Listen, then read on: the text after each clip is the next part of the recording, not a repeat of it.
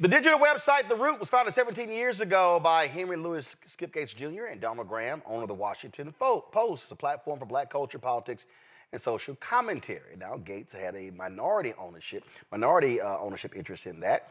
Then, of course, it went through other owners. Univision owned it. Then there's a white private equity company owned it.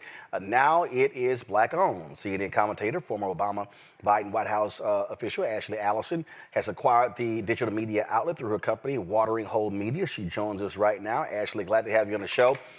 First off, why? For having me, Roland. Why? Why'd you want to get The Root? Well, most people don't know this, but I was actually a journalism major in college. And so when I started Watering Hole Media in 2009, it actually was not a copycat, but it was inspired by The Root. The Root is something that I've always read, I've always found to be inspirational. That Root 100 list was always something I desired to be on, but I also studied people that were on that list about ways to get into politics, get into social justice.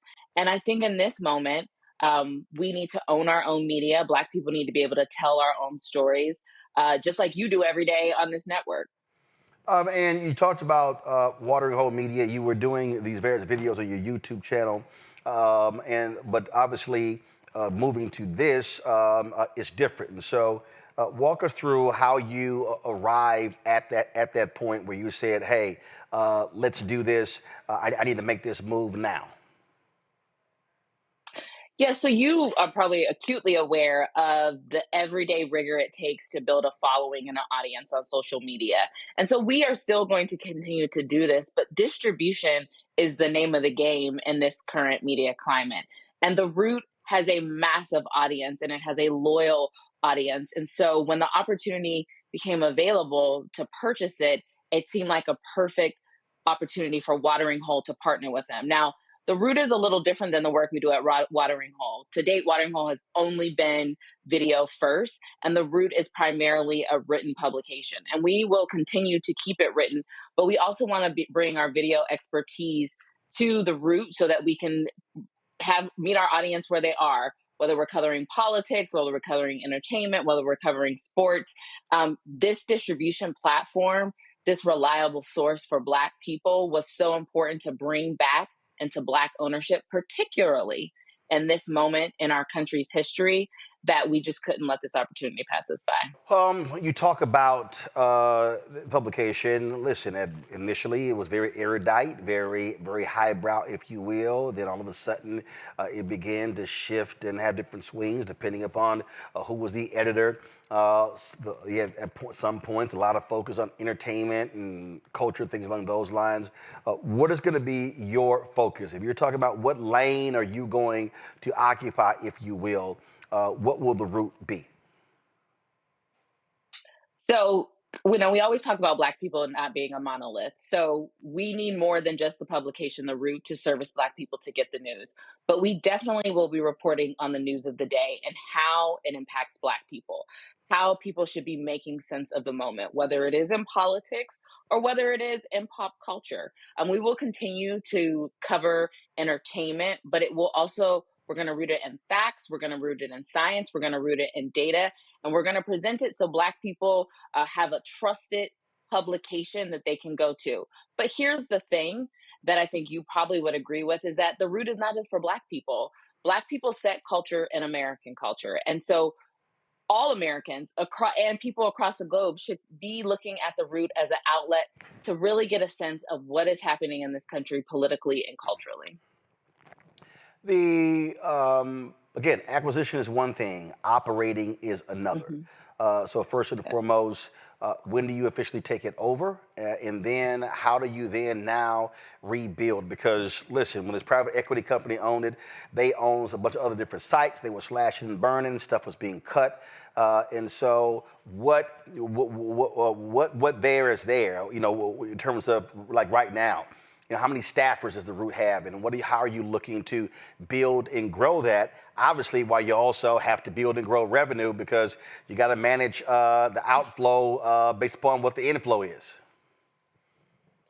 Yeah, so I've been spending 20 years of my career usually in the back end of operations, making sure that the infrastructure of anything we build is strong. Because the worst thing you can do is take something over, expand it too quickly, and then have to get rid of a bunch of folks. We right now have a handful of staff on there that are committed and dedicated to the root. And we wanted to make sure they're Black journalists. And we wanted to make sure in this era that they kept their jobs. And so they are still on our team and we are working with them day to day. We currently own it. But we also want to learn our audience. I don't want to make any assumptions that I know something about the root that I don't, and I've only owned it for a week. So we're studying our audience. We're going to be asking them questions. What do they want to hear about? What do they want us to cover?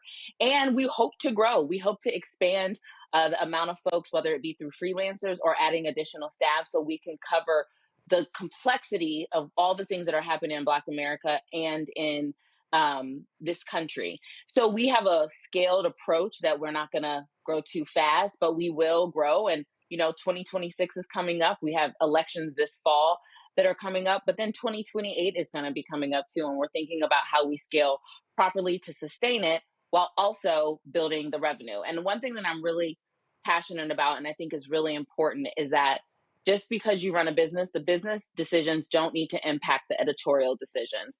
We are going to make sure that our business decisions are not determining the stories that we're covering or the way we cover it. We are going to speak truth to power while still building a sustainable, profitable business. Questions from panel. Rebecca, you first.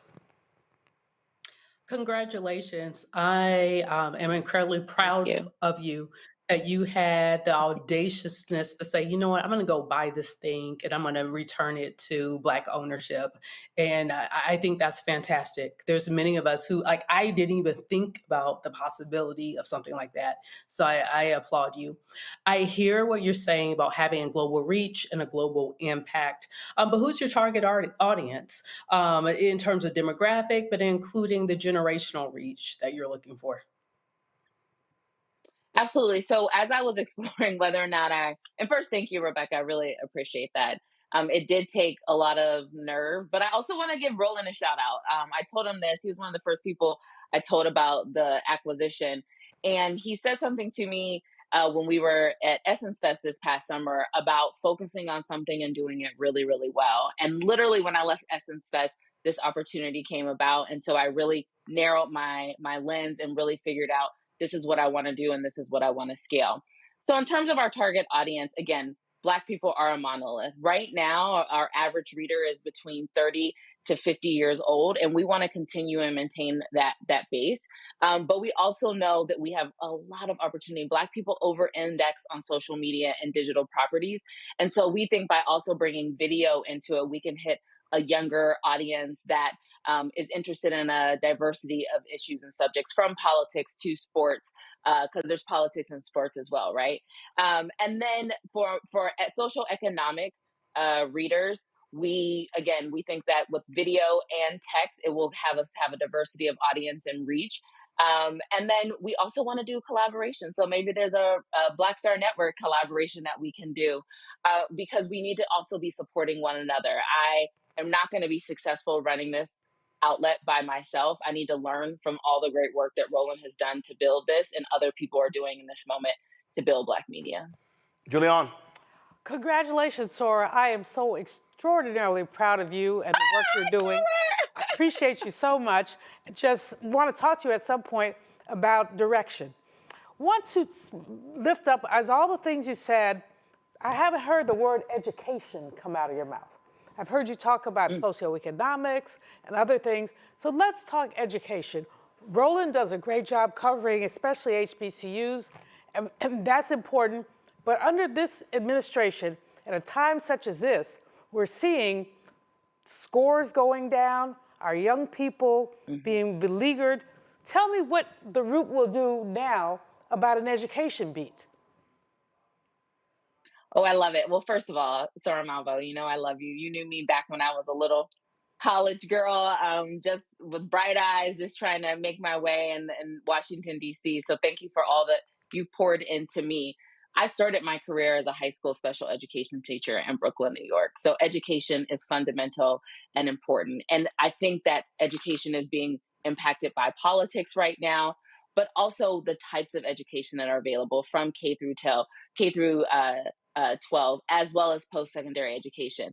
So while I can't commit, I don't want to overcommit to education. Education is essential to having access to growing wealth, to having access to great job opportunities, and it definitely will be a primary focus because education has played such a critical role in my life. I would say this here: no education beat. Here's what I mean by that. No. This is because this is the piece here. So listen, I ran Tom Jones BlackAmericaWeb.com.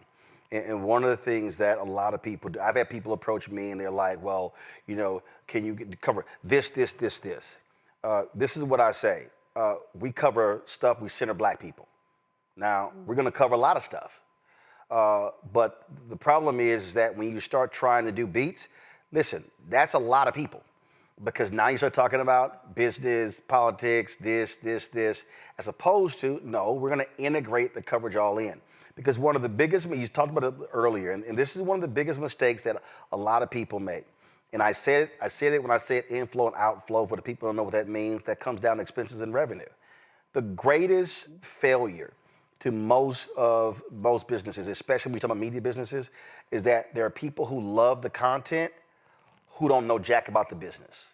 And the reality is the business is what drives it. Listen, my whole thing from day one was I didn't want to have 2 great years of Roland Martin Unfiltered and then be able to say, oh man, we had a great 2 years. No, I want to be able to say, we want to get to year 5, 6, 7. We're in the 7th year now. We're actually in our 8th year because we already had our 7th anniversary. But then 10, 15, that's how you actually do it. And so many people I've seen, and I've talked to too many people, they did not focus on the business of the business.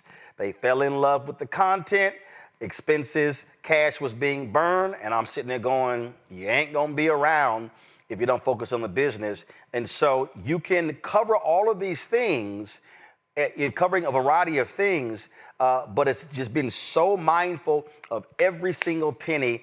And I would dare say the most difficult thing for any entrepreneur is to tell yourself no. Because people say, we should cover this, cover that. No, we can't afford it. No, can't do it right now. The answer is no. And other people are like, well, but and this is what I tell people who are owners, you are an ATM machine. Everybody around you is pulling cash out of you.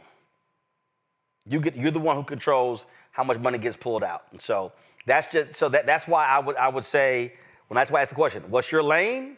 Lock and load on lane, and then methodically take it out from there. Everyone knows this about you, Roland, but that was just a master class. And I think that one of the reasons why I really listened to your advice this summer is because you are doing it and we can learn from you, and I will be learning from you. And that was the one thing I asked, is for your mentorship, because I don't need to know all the answers. I just need to surround people around me who do have some of the answers and who will give me that advice. And so I appreciate all that you've done to date to help me get to this point. And I'll be calling you, Roland. Oh, not a problem. I'm more than willing to help. And we talk about being able to have you and your folks on. We do that. I had the tribe on last week. I've reached out to some other people as well because what I also, and I've said this a long time, the reality is, when you talk about a black-owned media collective, there are people who are doing things in different spaces. No one group can do all those things. And so the reality is, if it's like, yo, come on, promote your stuff, I have ProPublica on. And so it's like, hell, if I have them on, I have other people on. And so that has to happen because we have to build the ecosystem. And then we also, when it comes to the money, go to the table in the aggregate as a collective, because if the root goes in alone, if I go in alone, if someone else goes in alone, now all of a sudden they can isolate us. But when we walk in as a collective, now we're walking in with a much larger audience. And listen, we can figure out how to divvy up the money. But the whole thing is, we know the political ad money, we know these ad industry, they want to screw us. Black-owned media gets 0.5 to 1% of the $350 billion spent every year on advertising. The federal government spends $1 billion a year on advertising. Black-owned media gets 1%. And so I've been riding this thing for a very long time, because this is one of the reasons why Black-owned media has not been able to have sustained growth, and why it's been ups and downs and folks have been dying. And listen, it's one thing to go out to go get investment money, and people say, hey, I want to, get an equity stake. That's fine. That means nothing if I can't grow the business. And that's right. And I tell folk, no, I need contracts. I don't need access to capital. The capital I need are actual contracts, add contracts, because that's how we can build and grow. And so that's just sort of just where we are. And so I think you're absolutely smart, studying the business, understanding the business side of it, and methodically doing the content side is all that's important. So that's just sort of where we have to be in doing this, because I tell people, I am absolutely scared to death.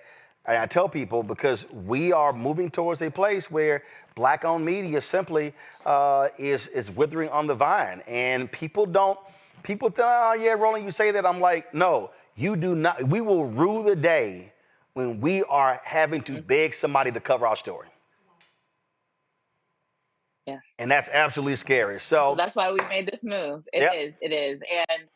And you said about saying no is, it's not personal. Sometimes you really do have to say no because you want sustainability. You don't want a one-hit wonder. And so it would be criminal to have bought this property and not run it for sustainability, but also for success. So thank you. You were one of the first people to put it out when we announced that. I really appreciate you sharing the news and, the future partnership we can have. Absolutely. So Ashley, again, congratulations. Good luck with it. Thank you. And look forward to the future growth.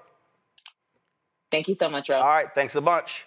Hello, I'm Isaac Hayes III, founder and CEO of Fanbase, and I'm here with a very important message. We are at a turning point in the Black community where we must have equity in the apps we use that scale to billions of dollars. But this time, we own the infrastructure, we own the culture, and we shape the future. And Fanbase is the future. Fanbase combines the free functionality of Instagram, TikTok, and YouTube into an all-in-one platform built for the evolution of social media and monetization. With over 1.4 million users, that's real proof that we are shifting the conversation of tech ownership and equity for creators. So right now, I want you to go to startengine.com/fanbase and invest today. The minimum to invest is $399. That gets you 60 shares of stock in Fanbase at $665 a share. This marks a turning point in Black ownership of social media. If we don't take this opportunity to own social media right now, we will always be customers to our own creations. And that can't go on. So once again, go to startengine.com/fanbase and invest today. We must own the platforms where our voices live, our stories matter, and where our culture drives the world. Thank you.